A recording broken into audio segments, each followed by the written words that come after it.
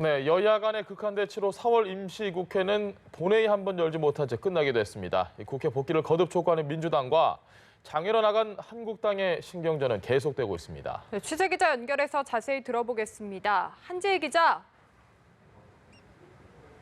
네, 여야가 4월 임시국회 문을 닫는 오늘까지 평행 대치를 이어가고 있는데요. 민주당은 한국당을 향해 국회 복귀를 촉구했습니다.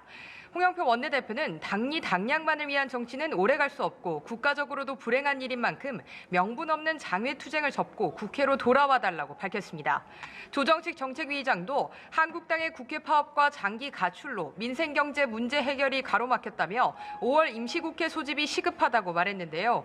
반면 한국당은 패스트트랙 지정 철회와 사과가 먼저라는 입장을 굽히지 않고 있습니다. 나경원 원내대표는 헌법질서상 매우 중대한 사항을 실정법을 위반하면서 패스트트랙에 태운 것 자체가 원천 무효라고 목소리를 높였습니다. 황교안 대표는 부산을 시작으로 20여일간의 민생투쟁 대장정을 시작했는데요. 황 대표는 추경 예산은 선거용 선심 추경이고 민생을 팔아 좌파 독재를 정당화하려는 시도라고 주장했습니다. 네, 그리고 최근에 북한이 발사한 발사체에 대한 정부의 대응을 놓고도 여야가 날선 공방을 이어가고 있죠. 네, 그렇습니다. 국방부는 오늘 안규백 국방위원장과 여야 3당 지도부를 차례로 만나 지난 4일 북한이 쏜 발사체에 대한 1차 분석 결과를 보고했습니다. 안규백 국방위원장은 국방부 보고 직후 브리핑을 통해 북한이 이번에 발사한 발사체 고도가 200km 내외로 파악돼 미사일로 보기는 어렵다고 밝혔습니다. 이어 아침 9시에 개방된 장소에서 훈련을 한 점으로 볼 때 도발 의도라기보다는 타격 훈련에 더욱 가깝다고 봐야 한다고 덧붙였습니다. 같은 보고를 받았지만 여야의 입장은 엇갈렸습니다. 민주당은 발사체가 심각한 사안은 아니라고 강조했습니다. 홍영표 원내대표는 남북과 북미 대화 재개를 위한 모멘텀을 만드는 것이 중요하다며 대북 제재와 별개로 식량 지원을 포함한 인도적 차원의 지원을 적극 검토해야 한다고 당부했습니다. 반면 한국당은 굴종적 대북 정책에 휘둘리는 국정원은 북정원이라고 꼬집었습니다. 한국당 나경원 원내대표는 군정보당국이 당초 단거리 미사일로 발표한 이후 발사체로 정정한 것은 국민을 기만한 것이라며 강도가 휘두른 칼을 요리용이라고 해준 꼴이라고 목소리를 높였습니다.